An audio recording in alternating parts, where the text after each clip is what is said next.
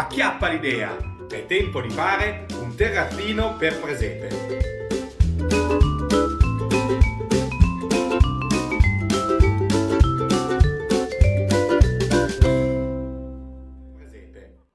Bentornati amici ed amiche su Acchiappa l'idea.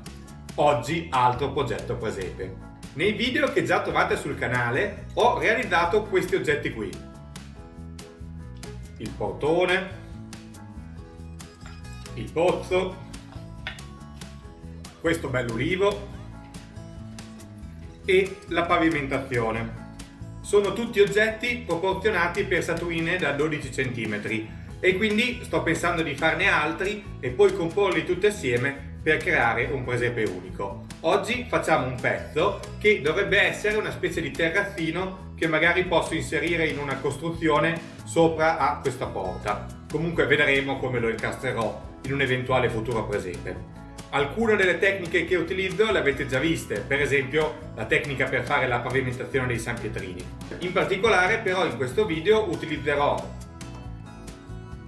il tappo di sughero intagliato per fare dei mattoni e il bastoncino dello spiedino per fare la ringhiera del nostro terrazzo.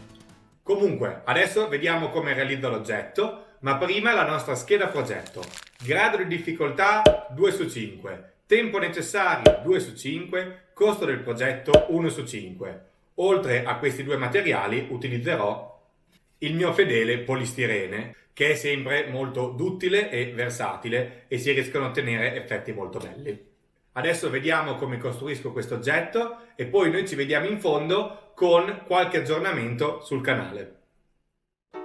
Per prima cosa partiamo dalla base di polistirene. Questa è 14 x 24 ed è spessa 2 e andiamo a disegnare quello che è il progetto delle cose che vogliamo realizzare. Dietro ci sarà un muro e tutto intorno una ringhiera. Nel progetto iniziale vedete che la ringhiera era su 3 lati, ma poi cambierò idea e il lato di destra non lo farò. Comunque, ora sto disegnando i mattoni della pavimentazione, le lastre di pietra. Dietro metterò appunto il muro, che lo faccio con questo pezzo di cartone ripiegato a metà. Vado a sagomarlo lateralmente per farlo largo giusto e poi sotto tolgo una parte in uno dei due cartoni in modo da fare una specie di incastro che consente appunto a tutto il cartone di essere un pochino più resistente. Ora vado con l'incidio polistirolo a disegnare le fughe fra le lastre di pietra della pavimentazione. L'incidio polistirolo è molto comodo perché non raggiunge una temperatura molto elevata, ma potete usare anche un saldatore, meglio se a temperatura regolabile. Poi con una lama da bisturi, da modellismo, vado un pochino a sagomare le pietre per renderle un pochino più verosimili e naturali e faccio questa incisione lungo tutto il bordo, come vedete. Vado un attimo quindi a smussare gli angoli del polistirene. Poi mi realizzo le colonnine, sono circa 1 cm per 1 cm, lunghe 5 e sono l'anima delle colonnine che andranno davanti al nostro terrazzino. Ora vedete, taglio, questa è una cosa un po' delicata, bisogna stare attenti, delle fettine di sughero spesse circa 3 mm e realizzo i mattoni che sono indicativamente 1,5 cm per 3 mm per 3 mm e ne faccio un centinaio per intenderci. Poi li vado ad attaccare, come vedete, sull'anima della nostra colonnina. Li attacco uno lungo e uno lungo la metà che ho precedentemente tagliato, alternandoli e lasciando una fuga di circa 1 millimetro fra un mattoncino e l'altro. Nel lato accanto li metto in modo che si incastrino. Ogni mattone lungo sporge metà di qua e metà di là dall'anima della colonnina, come vedete, e cerco sempre che rimanga 1 millimetro di spazio fra i vari mattoni, in modo che appunto lì poi facciamo la fuga. Realizzo quindi 3 colonnine, poi vado con questo che è gesso, un pochino d'acqua, lo mescolo, ottengo una pasta morbida circa come lo yogurt, ci aggiungo un pochino di Vinavil e ci aggiungo questo colorante qui, è colorante da muro che avevo già in casa, è una tinta pastello ma molto tingente, questo invece è acrilico, un acrilico rosso marrone. Comunque l'obiettivo è quello di ottenere una pasta che sia del colore naturale del mattone. L'ultima cosa che ho aggiunto è un pochino di cemento che aiuta a dare un po' una granulosità alla pasta stessa e lo andiamo a dare in maniera completa e uniforme su tutte e tre le nostre colonnine e poi lo lasciamo asciugare bene. A questo punto vado con un mattone, una pietra irregolare, oppure se non l'avete anche una pallina di stagnola va bene, a imprimere una texture naturale sui nostri sassi della nostra pavimentazione. Magari se seguite il canale questa tecnica l'avete già vista. Poi prendo del cemento, ci aggiungo dell'acqua e ci aggiungo anche qua un pochino di Vinavil e poi mescolo, questo è un pochino di acrilico grigio per aiutarmi a tingere la pavimentazione. Ottengo una pasta anche qui della densità dello yogurt e la spalmo sulla nostra pavimentazione cercando come al solito di non riempire troppo le fughe, altrimenti cosa le abbiamo fatte a fare. Lo do anche sul bordo e su tutte le parti visibili. Poi realizzo i cordoli, il corrimano della nostra balaustra, del nostro terrazzino, tagliando del pezzo di polistirene, facendoli larghi circa 2,5 cm, 3 e spessi circa 8 mm, lunghi quanto le dimensioni appunto della nostra balaustra, che dopo vedete come li andrò a montare, e li taglio sagomandoli, tagliandoli a 45 gradi negli angoli, e poi anche questi li vado a ricoprire della pasta di cemento che lo fa sembrare effetto pietra. Vedete, saranno da disporre così, 2 pezzi davanti e sarebbero 2 pezzi laterali, poi dopo toglierò il pezzo di destra, vedete. Adesso vado con dei colori acrilici e quegli altri colori che uso sono degli acquerelli, ma vanno bene anche le china, oppure se non avete acrilici, china e acquerelli vanno bene anche le tempere, a differenziare un pochino i vari mattoni, alcuni più gialli, alcuni più rossi, alcuni più grigi, in modo appunto da renderli un pochino uno diverso dall'altro. E anche le pietre della pavimentazione, gli diamo delle sfumature di tinte diverse, alcune più giallognole, alcune più scure, alcune più biancastre e così via, in modo da appunto rendere come al solito la cosa più naturale possibile. E fra ognuno di questi passaggi lasciamo sempre asciugare. Ora andiamo, una volta che si è asciugato, a mettere il fugante, che è una polvere che si usa in edilizia quando si montano le piastrelle, magari l'avete già visto in altri dei miei tutorial, che una volta che si è messo spennellata l'eccedenza lo si spruzza con lo spruzzino dell'acqua e lui si impasta e diventa adesivo. Aggiungiamone abbastanza in modo da riempire le fughe, ci possiamo aiutare anche con un pochino di Vinavil in modo da aumentare il volume nella fuga e fare in modo che si incolli bene. Quindi andiamo con il pennello a togliere appunto l'eccedenza del fugante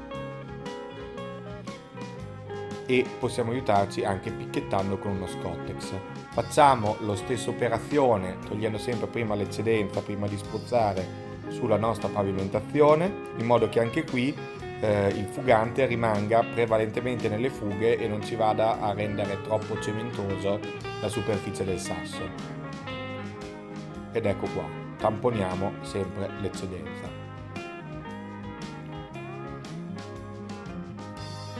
Ricopriamo anche le nostre balaustre, sempre con un pochino di fugante, e poi andiamo a realizzare l'intonaco del muro di fondo. Questa volta useremo del gesso, del Vinavil, della segatura e li impastiamo assieme fino a ottenere una pasta che non avrà proprio la consistenza dello yogurt, diciamo uno yogurt con parecchio muesli dentro, ecco, per intenderci. E lo andiamo a spalmare, vedete che è un pochino irregolare, sul nostro muro. Facciamo questa zona centrale e la zona intorno la facciamo con più stucco che segatura, come se fosse un intonaco meno sgretolato, per intenderci. Una volta che si è asciugato lo andremo a posizionare lì dietro e poi costruiamo appunto la nostra balaustra. Poi qua ho deciso appunto sulla destra di lasciarlo aperto per fare la scala. Vado a tagliare quindi gli stecchini della misura, dopo aver preso la misura appunto della dimensione, li faccio un pochino più lunghi perché una parte sotto l'andremo a incastrare facendo il buchino con una punta dello stecchino appuntito e li andiamo appunto a incastrare. Alla fine ne metterò 6 davanti e 4 lateralmente, così. Una volta che li ho incastrati, anche se non sono dritti perfetti, va bene uguale, tanto è un po' irregolare, prendo dell'argento acrilico. Questa polvere si chiama antracite, l'ho trovata in mesticheria ed è un po' sbrilluccicosa, mi piace, altrimenti non è indispensabile. Usate del nero acrilico per inscurire l'argento e ottenere un colore che è appunto un argento molto molto scuro, come fosse il nero, il ferro battuto delle recinzioni, per intenderci. Una volta che è asciutto, a pennello asciutto diamo dei colpi di luce con l'argento in modo che appunto sembri un pochino brillante il tutto, e andiamo a spennellare a pennello asciutto tutti i nostri bastoncini. Quando siamo soddisfatti, colla caldo e andiamo a incollare le nostre 3 colonne in maniera definitiva.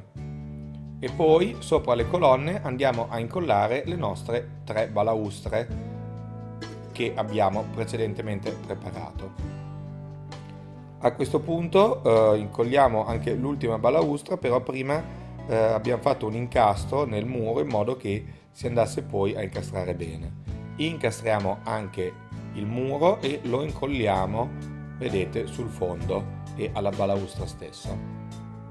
Ok, a questo punto sempre con gli acrilici, non è vero, con gli acquerelli o le chine andiamo a dare delle macchie.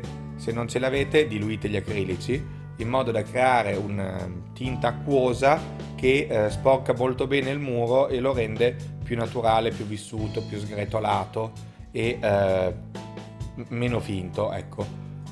Diamo qualche botta di colore anche ai mattoni e alla balaustra. Adesso invece sto andando a pennello asciutto con del colore bianco panna a dare un pochino di luci sia al muro che ai mattoni sul davanti e anche alla roccia, come vedete.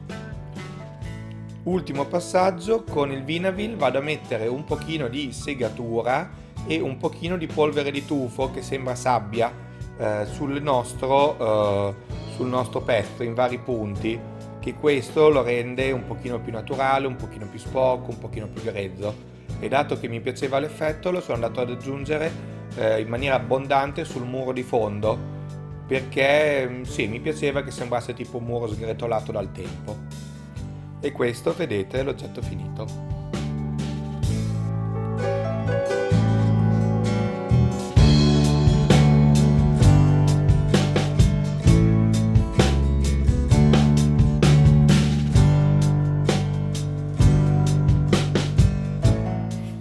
Ed ecco qui, questo qui è il progetto finito.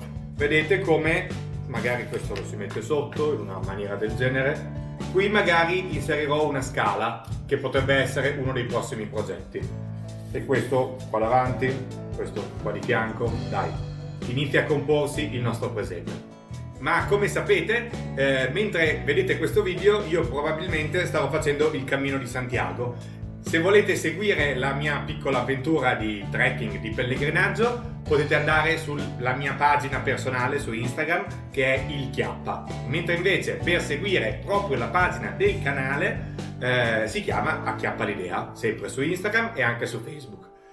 Detto ciò, spero che i video che stiano andando in automatico vadano tutti bene e li stiate apprezzando. Noi però ci vediamo alla prossima idea creativa. Ciao!